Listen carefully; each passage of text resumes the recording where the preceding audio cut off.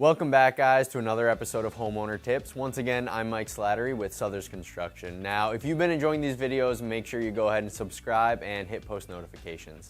Today, we're going to be talking about skylights. One of the great things about skylights is allowing natural light into your home, and it also allows some natural heat into your home. So as that sunlight shines in, it's going to really open up a space if you finish an attic or a third floor. And also it allows some warmth up in there so you're not constantly running some heat. Another big thing with allowing that natural heat in is you're gonna have some energy savings with getting all of that natural heat into your home. Another big benefit for those attics or third floor spaces is an extra amount of ventilation you can get. Now, skylights, you can get them fixed, but you can get them vented as well, and this is gonna allow another component to let some of that hot air and moisture that's trapped up there to escape through the roof line.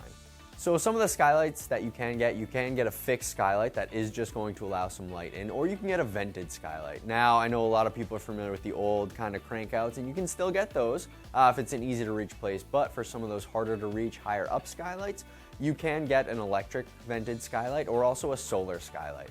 Great thing about solar is you're gonna get that rebate, and it's something that is gonna give you a bunch of ROI on your home. Unfortunately, there are some downsides when it comes to skylights. One of the things is allowing a little bit too much heat or too much light when people don't really anticipate it. Sometimes people want to brighten up an area, and then a skylight gets put in right over a bed or somewhere where they really didn't want that much light. Great thing though now is they do make a few different types of blinds that you can make for a skylight if that does happen to you, or you want a place where you can allow some light in but also kind of keep it out when it's not wanted. Now, the biggest downside to a skylight is allowing unwanted moisture into the home.